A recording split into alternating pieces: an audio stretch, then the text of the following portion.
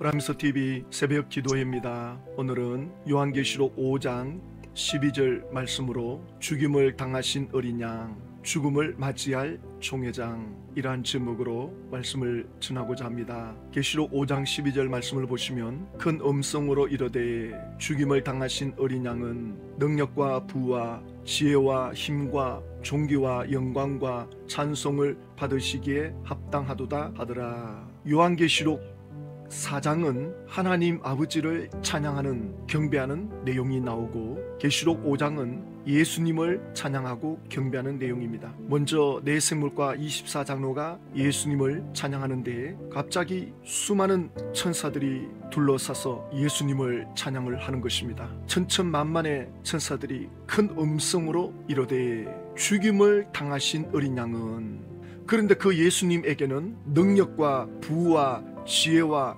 힘과 존귀와 영광과 찬송을 받으시기에 합당하도다. 예수님은 창조적 능력을 갖고 계신 분입니다. 그리고 예수님은 모든 걸 소유하신, 하늘과 땅을 소유하신 부족함이 없는 부가 예수님에게 있는 분입니다. 또 지혜와 힘, 존귀, 인간의 지혜와 힘을 뛰어넘는 신적인 지혜와 힘이 예수님에게 있습니다. 그리고 예수님은 존귀한 분입니다. 그래서 영광과 찬송을 받으시기에 합당한 분입니다. 그런데 왜 예수님이 죽임을 당하셔야만 합니까? 뭐가 부족해서, 무엇 때문에 어린 양으로서 희생 제물이 되어야만 합니까? 그것은 바로 죄 때문입니다. 하나님과 인간 사이를 갈라놓은 이 죄값을 치루어 줄 수 있는 분은 예수님밖에 없습니다. 바로 이 죄 문제를 해결하려고 예수님께서 희생 제물이 되어 주셨고 죽임을 당하신 어린 양이 되어 주신 겁니다. 구약 성경에서는 이사야 53장에 이렇게 표현합니다. 그가 찔림은 우리의 허물 때문이요, 그가 상함은 우리의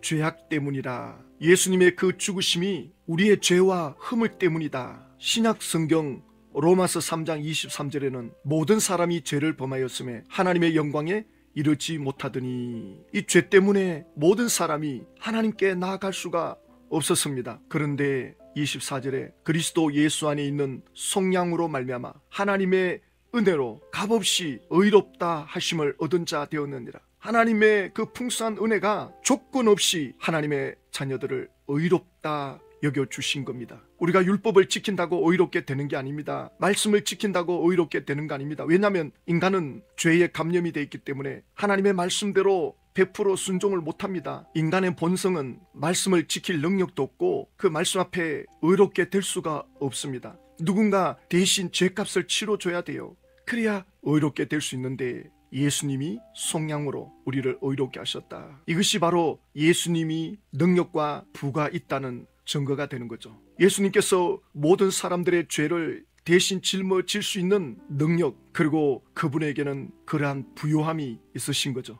그리고 지혜와 힘이라고 하셨는데 빌립보서 2장 8절을 보면 사람의 모양으로 나타나사 자기를 낮추시고 죽기까지 복종하셨으니 곧 십자가의 죽으심이라. 이것이 하나님의 지혜고 예수님의 지혜입니다. 세상 모든 종교의 신들은 힘을 과시합니다. 세상 종교의 신들을 보면 무섭게 생겼습니다. 절간에 가보면 어떤 우상은 팔이 수십 개나 되고 또 어떤 우상은 머리가 여러 개 되고, 그 능력이 있다는 뜻이죠. 그 능력으로 인간을 구원해 주겠다는 겁니다. 대부분의 종교의 신들은 무섭게 생겼습니다. 힘을 과시합니다. 그러나 예수님은 사람의 모양으로 낮아지십니다. 죽기까지 복종하십니다. 어떤 사람은 하나님의 아들이 어찌 저렇게 비참하게 죽을 수 있느냐, 이해가 안 돼서 못 믿겠다 그랬던 사람이 나중에는 하나님의 아들 되신 예수님이 어찌 인간의 몸으로 이 땅에 오셔서 우리를 위해 죽어줄 수 있단 말인가, 그 진실을 깨닫고 예수님께로 돌이키는 이들이 있습니다. 고린도전서 15장 55절에 사망아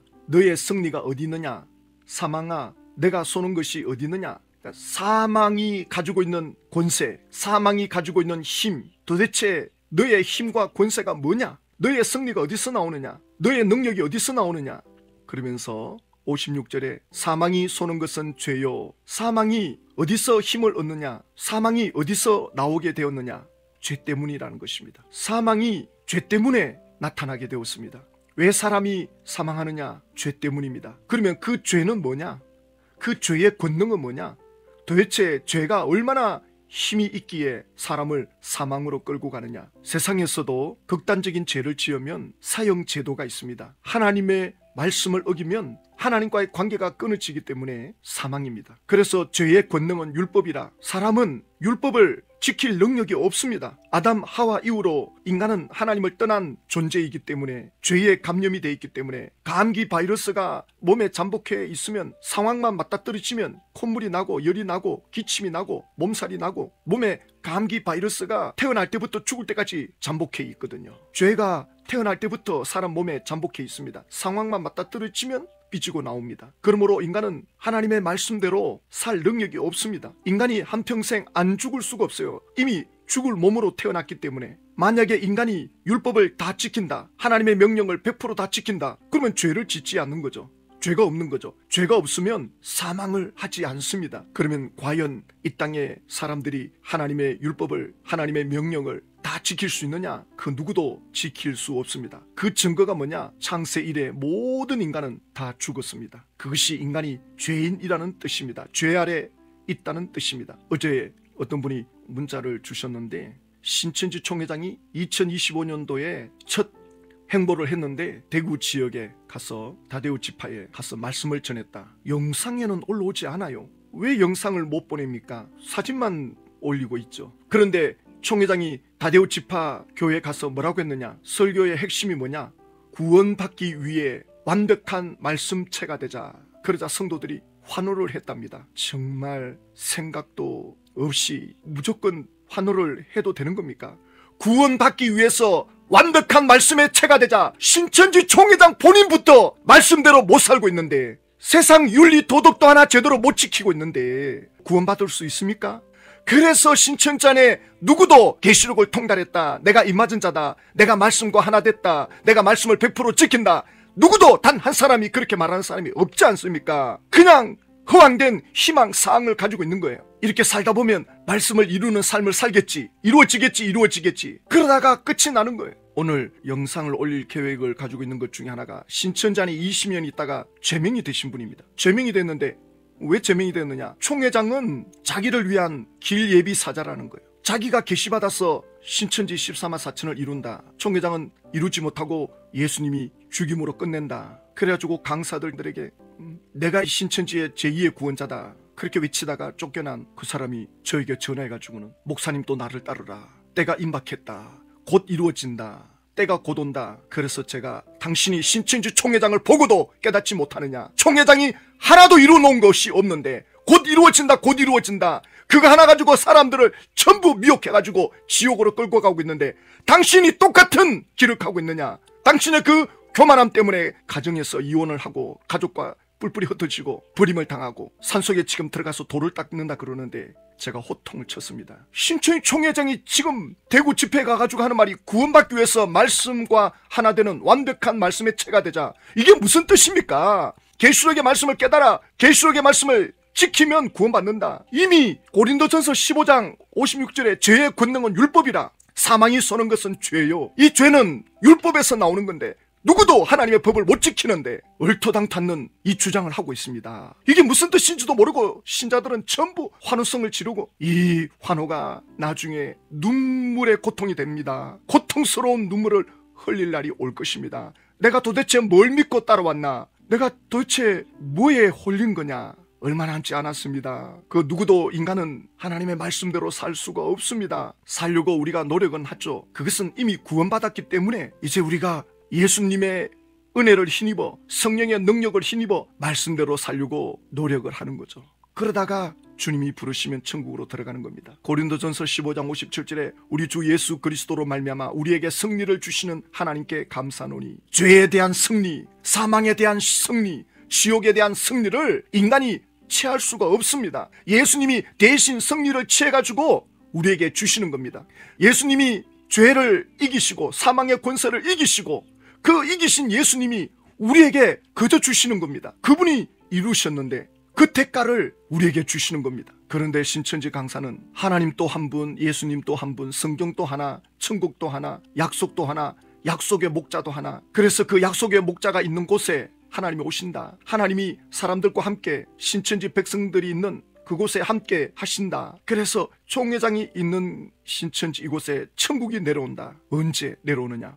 곧 내려온다. 곧 이루어진다. 그거 하나 가지고 전부 사람들을 속여가지고 미혹하고 있지 않습니까? 아무것도 이룬 것도 없는데 하나님이 영이 내려온다, 천국이 내려온다, 그래가지고 마치 신천지가 천국이나 된 것처럼 이것이 천국이다 이렇게까지 말하는 사람들도 있잖아요. 그러면 거기가 눈물이 없습니까? 사망이 없습니까? 애통하는 것이나 곡하는 것이나 아픈 것이 없습니까? 아무것도 보여주는 것 없으면서 전부 속이는 걸로 사람들을 지옥으로 끌고 가고 있지 않습니까? 예수 그리스도를 통해서 우리는 구원을 받고 구원받은 것은 시작에 불과합니다. 하나님의 자녀로 거듭난 그 시점이 구원받은 겁니다. 그리고 그 구원을 누리고 그 구원을 이루기 위해서 우리는 끊임없이 주님을 쫓아가야 됩니다. 끝까지 믿음을 지켜야 됩니다. 중간에 돌아갈 수도 있습니다. 이스라엘 백성들이 석 달이면 들어갈 수 있는 가나안 땅을 40년을 방황하다가 광야에서 죽지 않습니까? 애굽을 탈출해 나왔지만 가나안 땅에 들어가지 못하는, 오늘날에도 예수를 믿고 구원받은 자리에 들어갔지만 끝까지 그 믿음을 지키지 못하는 이들이 있음을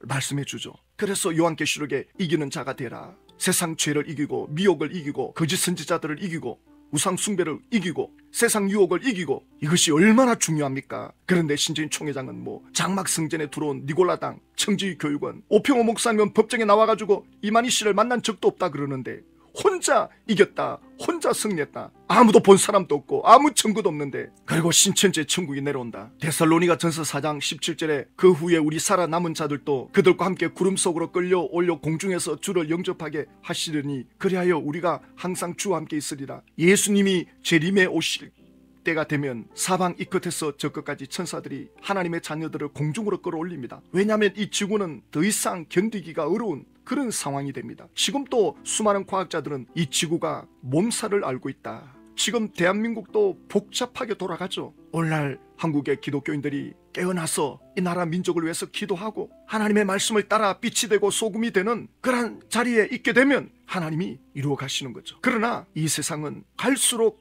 요한계시록처럼 환란의 바람이 계속 불어닥치다가 예수님이 재림할 때가 되면 더 이상 견딜 수 없는, 그래서 공중으로 끌려 올라갑니다. 신천지는 예수님의 영이 총회장 몸에 재림해 계신다, 천국이 내려온다, 이건 전부 거짓말입니다. 사도행전 4장 12절에 다른 이로서는 구원을 받을 수 없나니 천하 사람 중에 구원받을 만한 다른 이름을 우리에게 주신 일이 없습니다. 구원받을 수 없나니 다른 사람의 이름으로, 그 어떤 사람의 이름으로도 구원받을 수 없다. 예수님이 이 땅에 오셔서 제자들에게 예수 이름으로 구원받는다, 그게 끝까지 가는 거예요. 신천지는 그건 초림 때 이야기고 지금은 신천지로 와야 된다, 총회장이 있는 곳에 와야 된다, 약속의 목자가 있는 곳에 와야 된다, 사도행전 4장 12절 말씀을 정면으로 대적하고 있는 거죠. 그래가지고는 신천지 총회장이 이 시대에 천국 가는 길이고 진리고 생명이다, 그는 예수님의 대언자다, 이긴 자다, 주의 사자다, 약속의 목자다, 보혜사다, 새 요한이다, 책 받아 먹은 자다, 온갖 좋은 수식은 다 갖다 붙이고 이건 거짓 선지자입니다. 그러면서 신천지 강사는 거룩한 성 새 예루살렘이 하나님께로부터 하늘에서 신천지에 내려온다. 사도 요한이 내려오는 그 예루살렘을 보았다는 것은 그 예루살렘 성은 천국입니다. 4차원의 세계입니다. 이 땅은 3차원의 세계입니다. 이게 합쳐질 수가 없습니다. 그리고 사도 요한이 요한계시록 21장 10절에서 성령으로 나를 데리고 크고 높은 산으로 올라가 하나님께로부터 하늘에서 내려오는 거룩한 성 예루살렘을 보이니, 예루살렘 성이 땅에 내려오는 게 아니고 사도 요한이 높은 산에서 그걸 볼 수 있도록 하나님이 사도 요한의 눈높이에 맞춰서 예루살렘 성을 보여주는 겁니다. 이 지상에 내려온다는 말이 아니거든요. 이 지상에 내려온다는 말씀이 없거든요. 그냥 하나님께로부터 하늘에서 내려온다. 사도 요한이 그걸 보려고 지금 성령이 높은 산으로 데리고 올라간 거 아닙니까? 높은 산 꼭대기에 올라갔는데 그 하늘에서 예루살렘 성이 내려오니까 요한이 그걸 보고 기록하는 것 아닙니까? 그런데 이걸 지상에 내려온다 그래가지고는 신천지에 내려온다 사람들을 속이고 있는데, 그걸 이루기 위해서는 계시록 18장 19장 20장 이루어져야 돼요. 이게 성취돼야 되는데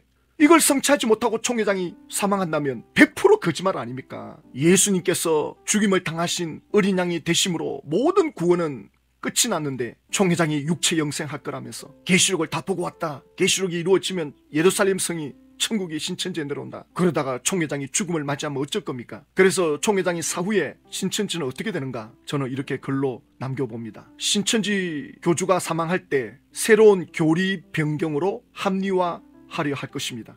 그래서 교주의 죽음을 영적인 승리로 해석을 할 것입니다. 그리고 또 교주의 사망이 새로운 시대를 여는 사건이라고 주장할 것입니다. 신천지는 이렇게 할 수밖에 없어요. 왜? 다른 이단 교주들도 다 이렇게 했으니까. 다른 이단 단체들도 교주가 육체 영생한다 했다가 죽으니까 전부 교리 바꿔가지고는 새로운 역사를 여는 거다. 웃기는 소리 하고 있습니다. 똑같습니다. 박태선이나 통일교 문선명이나 안산홍이나 구인회나 다 똑같습니다. 그래서 우리는 기도해야 됩니다.